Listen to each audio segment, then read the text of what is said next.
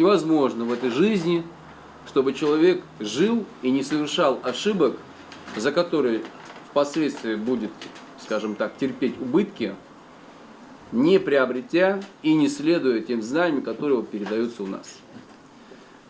Это знание вопросов намаза, поста, хаджа, закята, знание о том, что дозволено мусульманину, что запрещено. Из всех знаний, которые вообще в исламе существуют, а знания это как океан, огромные пласты информации, знаний, множество ученых, которые писали труды, миллионы томов написано, и эти знания передавались из поколения в поколение. Из всех этих знаний есть менее приоритетные, более приоритетные, есть знания необходимые, есть знания фард айн, фард кифая, то есть это коллективная обязанность знать что-то, есть личная обязанность знать что-то. И из всего этого многообразия, из всего этого богатства есть знания, которые, в общем, без них в этой жизни человеку даже опасно жить. Без них опасно, так как человек может, будучи обладающим самым великим даром от Аллаха, верой, даром, который невозможно переоценить. Вера – это то, что будет условием вхождения в рай для человека после этой жизни. Вера – самое ценное, что человек может, то, что человек имеет в этой жизни, кто-то, кстати, не имеет. Да? И ученые сказали, что если Аллах не дал человеку веру, а дал все в этой жизни, всю власть, все богатство, все благо этой дуньи, то как будто бы Аллах ему ничего не дал. А если в этой жизни человек имеет веру, но ничего больше, ни здоровья, ни красоту, ни знакомств, ни родственников, ни семьи, ни достатка, ни жилья, ничего нету больше, но вера есть, то как будто бы Аллах дал ему все, что ему нужно. То есть такая ценность веры в исламе, потому что вера определяет, наличие веры определяет, в каком положении будет человек после смерти вечно, навсегда. Это нам трудно это представить, потому что день сменяется ночью, ночь сменяется днем. Сегодня нам хорошо, завтра плохо, сегодня наоборот, либо наоборот, сегодня плохо, завтра хорошо. День состоит из черных и белых полос. Сегодня улыбаемся, завтра огорчаемся. Сегодня грустно, завтра весело. И так далее. Но следующая жизнь, она как начнется, либо в благе, либо в горе, так она будет продолжаться. Но есть надежда, что верующий человек, даже если совершал большие грехи, будет прощен Аллахом, потому что Аллах, Он Ар-Рахман. Мы говорим фразу, да, многие знают, Бисмиллахи Ар-Рахман Ар-Рахим. Говорим эту фразу перед совершением какого-то хорошего дела. И пророк Мухаммад мир ему сказал, лучше всего начинать любое хорошее дело именно с этих слов, кроме двух. Это просьба к Аллаху, дуа, да? Лучше начинать со слов «Альхамду лилляхи Раббил Аламин». И слова, с которых начинается намаз. Слова «Аллаху Акбар».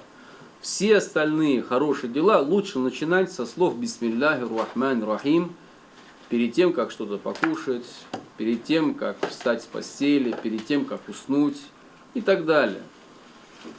Но многие не знают, что означают эти слова «Бисмилляхи Рахман Рахим». С детства мы знаем, наши бабушки, прабабушки нас учили этому. А оказывается, огромный смысл, даже можно сказать, вся соль, да, вся суть ислама может раскрываться в этих словах. Бисмилля, начинаю с именем Аллаха. Бисмилля, исм это имя, би, предлог с. Бисмилля, с именем Аллаха. С именем Аллаха Ар-Рахман. Что означает Ар-Рахман? это означает, что Аллах милостивый. И ученые сказали, то есть определили это слово как милостивый ко всем на этом свете. На этом свете есть люди и джинны, которые разумные существа, имеющие выбор в совершении своих дел, и часть из них будет наказана, часть будут вознаграждены. Часть из них верующие, часть неверующие. То есть у человека есть выбор, быть верующим в этой жизни или не быть. Верить в Аллаха и его посланника или нет. У него есть выбор, никто нас не принуждает не быть верующим. Никто не заставляет быть верующим. То есть человек своим выбором направляет свой разум и желание в приобретение того, что он хочет. Либо он водку пьет, либо он воду берет. Он сам выбирает. Начинаем с именем Аллаха милостивого. Ар-Рахман, он милостив ко всем на этом свете. Значит, то, что Аллах дает в этой жизни, он дает и как верующим, так и неверующим. Многие говорят, вот я не верю в Бога, говорят, но я намного лучше живу, чем ты. Как будто бы это доказательство того, что якобы Бога нету. Нет. Это доказательство того, что Аллах милостивый к тебе в этой жизни, даже несмотря на то, что ты его не признаешь. Ты не признаешь Создателя, но ты пьешь воду, Аллах тебе дал это. У тебя есть пищеварительная система, которая может переваривать продукты, которые ты потребляешь. Что бы с тобой стало, если бы этой системы нету? Не было бы. У тебя есть язык, ты можешь выражать свои собственные мысли, ты можешь слушать разные звуки, смотреть на разные вещи, различать цвета, формы. Ты ориентируешься в пространстве, потому что есть у тебя органы, которые Аллах тебе дал по своей милости. Почему по милости? Потому что Создатель – это тот, который никому ничего не обязан. Аллах, Он властелин этой вселенной и дает кому хочет, что хочет и когда хочет. Это ответ на вопрос людей, которые говорят, а почему, вот, в чем мудрость, где справедливость, говорит, когда рождается ребенок инвалидом. Он рождается, и он слепой, или у него, я не знаю, порок сердца. Я вот слышал, сейчас дети там 4-5 лет болеют раком. Представьте, какое испытание для родителей. А потому что Аллах, Он не обязан никому ничего. Не обязан давать зрение, не обязан давать мир в доме, достаток. А раз ты имеешь это все, то знай, что не из-за того, что Аллах тебе должен это дать. Аллах не должен тебе дать. Аллах проявил милость по отношению к тебе, что у тебя есть зрение.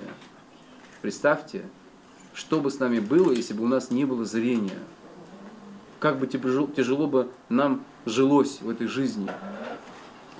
Я недавно видел ролик, как одна женщина в ванной включила раковину и слышит, как журчит вода, и плачет, потому что совсем недавно она была глухой и не слышала эти звуки, ей сделали операцию, она слышит звуки. Для нас это обыденные вещи. Мы привыкли ходить своими ногами, ну и как бы само собой разумеющееся. Да. У меня в прошлом году теща не могла уснуть там в течение 7 суток, чуть с ума не сошла. Мы можем спокойно засыпать. Представьте, это же благо. Не ценим, потому что привыкли к этому. Но не задумываемся о том, что этого всего у нас могло и не быть. Могло быть, чтобы у нас не было родителей. Я часто напоминаю своим детям, я говорю, смотрите, у вас есть мама, у вас есть папа. Не у каждого ребенка это есть. Благодарите Аллаха за то, что вы есть, что у вас это есть. Некоторые люди не могут дышать своими легкими. У них есть специальный баллончик, они постоянно его пшикают туда, чтобы они могли дышать. Больные люди ходят с бутылочками, куда, простите, перетекают нечистоты. Мы здоровые, сильные люди, здравые, рассудком. Да? Мы находимся в теплом помещении. Сейчас будем кушать вкусную еду и пить вкусные напитки. Какое же это счастье!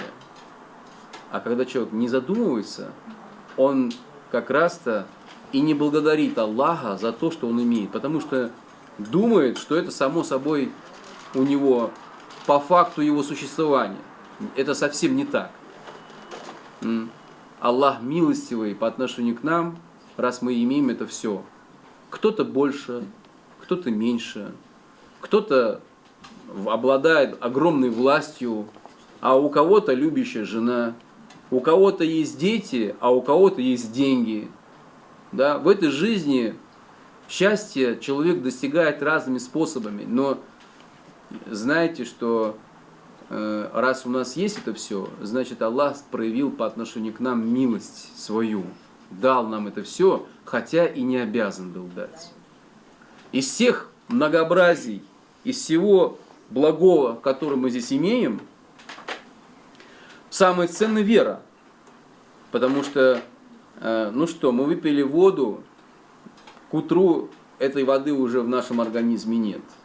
Мы поели вкусно, через час забыли сладость этого наслаждения. Да? Мы заработали деньги, мы их потратили и забыли, как мы радовались, когда какая-то сумма упала на Сбербанк. Да? Мы привыкаем к этим наслаждениям так, что даже их забываем. И один ученый сказал, сколько бы ты ни жил, ты все равно умрешь. Кого бы ты ни любил, ты все равно с ним расстанешься. И сколько бы ты ни жил, ты все равно за это ответишь. Любое наслаждение этой жизни, любое благо этой жизни, оно связано с расставанием. Если так подумать, так оно есть. Кто-то пережил, ведь кто-то из нас уже пережил смерть близких людей. Да? Кто-то потерял близких, родных, может быть, друзей, коллег. А кому-то это предстоит в своей жизни.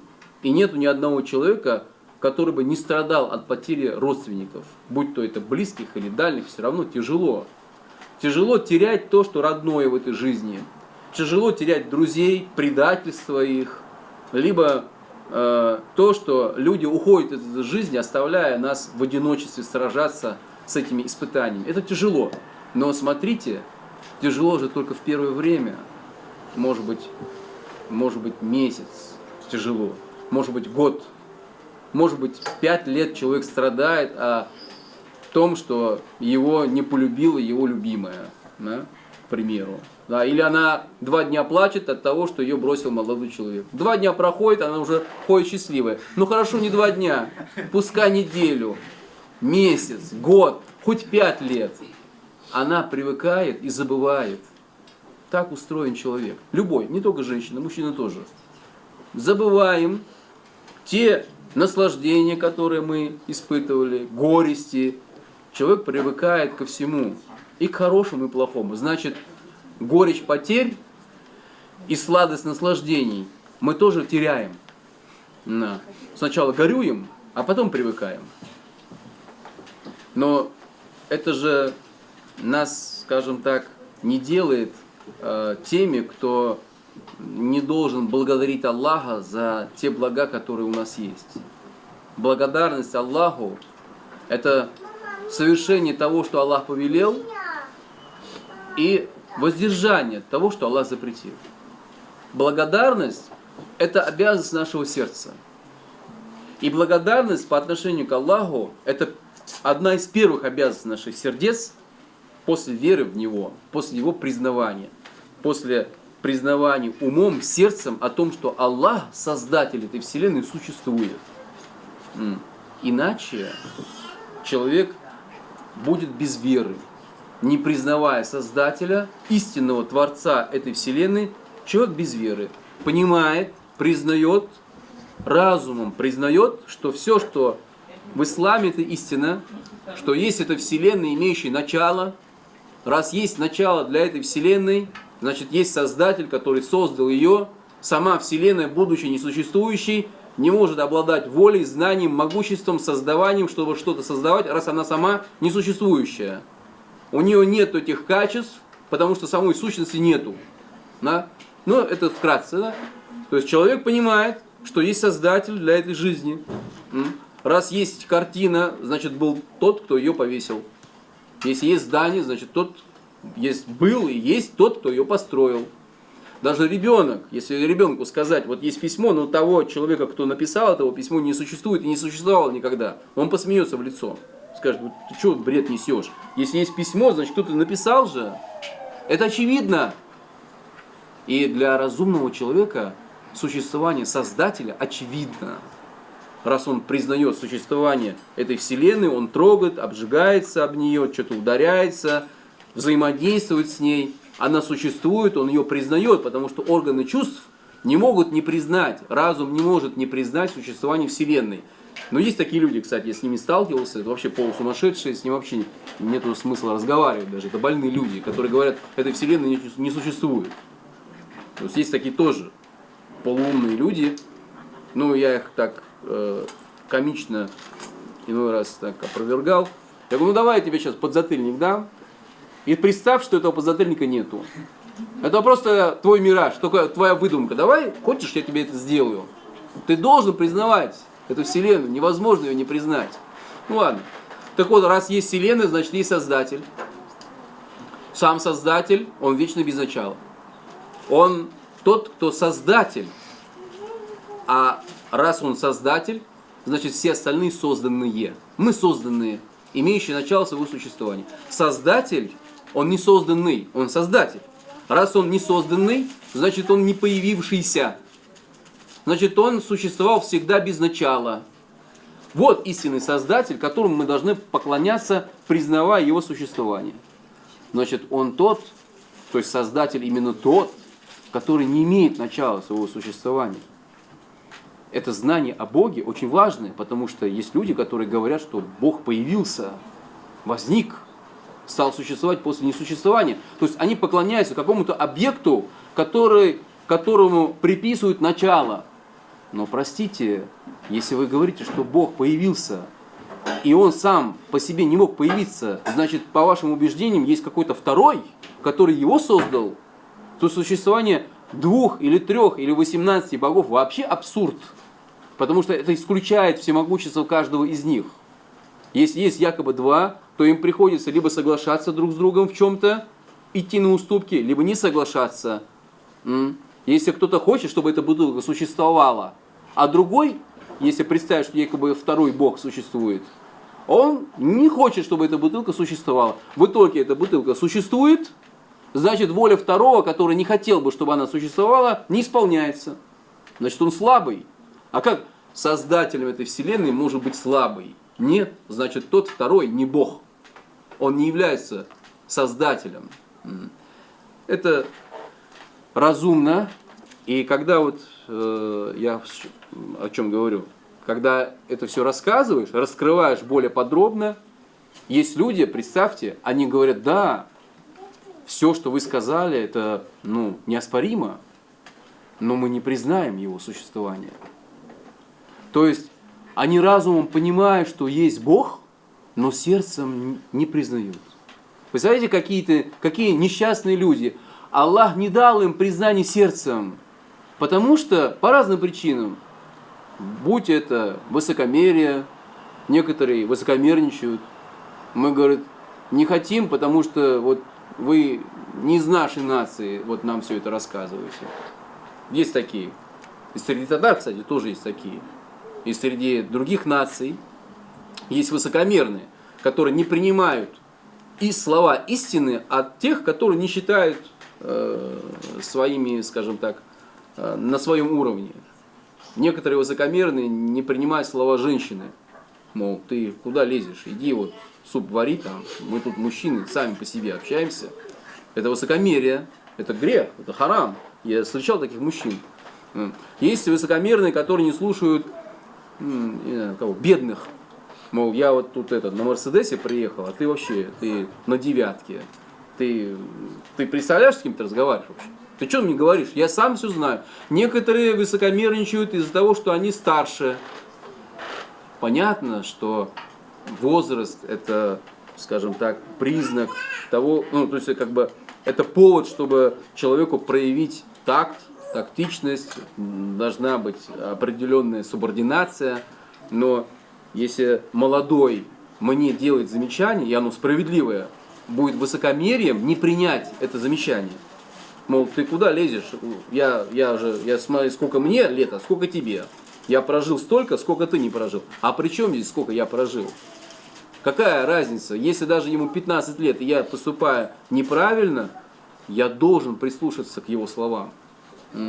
Некоторые говорят: ой, ты умным стал, ты там такое, типа, в мадресе ходишь, меня тут исправляешь. Сам-то, вот, 2 года назад тоже мы с тобой, да? А сейчас ты, типа, умный, что ли, стал?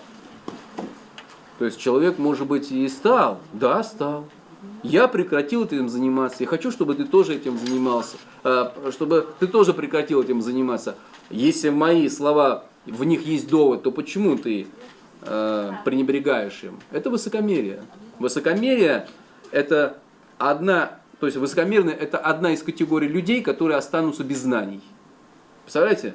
Есть 2 категории, которые, имея вопросы, имея желание что-то узнать, без ответов останется на свои вопросы. Первое это высокомерные, которые из-за своего набухшего вот этого высокомерия даже не сочтут нужным задавать тебе вопросы, потому что считают, что ты ниже них по социальному положению, по финансовому и так далее. Уйдет из этого собрания, не узнав ответ на свой вопрос. Вторая категория это стеснительные. Стеснительные, мол, ой, что-то я лучше, наверное, не буду, нет, не хочу. Если у тебя есть вопрос, задай. Это же тот вопрос, который ты считаешь важным для тебя. Если ты из-за стеснения не задашь, ты останешься без знаний. Вот я всегда говорю студентам нашим, да, что касается религиозных вопросов, не должно быть у вас ни высокомерия задать этот вопрос кому-то, ни стеснения. Вы не должны стесняться, если чего-то вы не знаете. Каждый знающий когда-то был незнающим. Я тоже был незнающим. Я чуть-чуть знаю, чем больше, чем остальные. Чуть-чуть. И то, я не ученый, не шейх, там, да, я не кадый. Я знаю чуть-чуть больше, чем остальные. Но я такой же студент. Я такой же человек, я такой же ученик своего учителя. Не должно быть проявляться никакого высокомерия, и нету повода для стеснений в вопросах религии. Потому что это то, что мы должны знать, чтобы соблюдать. Для чего? Для того, чтобы Аллах нас не наказал в судный день. Так вот, отматывая назад, эти люди не имеют от Аллаха то, что имеем мы. Иман, веру. Аллах дал им понимание некоторых вопросов, но не дал мужества признать существование Создателя. Аллах не дал им веру. Аллах не дал им иман. Не было по отношению к ним полной милости от Аллаха в этой жизни, хотя они, возможно, имеют дворцы, да, дворцы, машины, кони, лошади, пароходы, газеты, самолеты. У нас этого нету, но слава Богу, альхамдулилля, у нас есть вера. Почему важно иметь веру? Потому что в Коране сказал Аллах Субхану ва Тааля очень важные вещи. Если человек об этом не знал, то пускай пеняет на себя. В Коране сказано: «Ла якфиру аюшрика бихи, ва якфиру мадуна залика лима яша». Это означает, что Аллах не простит неверующих. Но Аллах милостивый простить любой другой грех ниже, чем это. Любой другой. То есть любой грешник может надеяться на милость Аллаха такую, что может ему простить любой грех. Даже тот грех, в котором он не покаялся. Он не покаялся в грехе. Он не покаялся, совершил прелюбодеяние. Не кается. И говорит: если бы у меня был шанс это сделать еще раз, я это еще раз сделаю. Другой своровал. Третий убил. Четвертый предал, 5-й подлость какую-то еще сделал. Любой из этих грехов, представьте, какой Аллах милостивый, Он может это простить. Но тому, кто обладал верой, иманом. Вот наши предки, у них самое последнее ругательство, самое обидное ругательство. Кто помнит, какое? Даже не дунгас, да? Имансас. Да, правильно, кафир. Имансас — самое обидное ругательство по отношению было друг к другу. Человек без имана, без веры, который, уйдя из этой жизни, никогда не будет испытывать даже вот малейшего удовольствия, зайдет в ад навечно навсегда. Навсегда.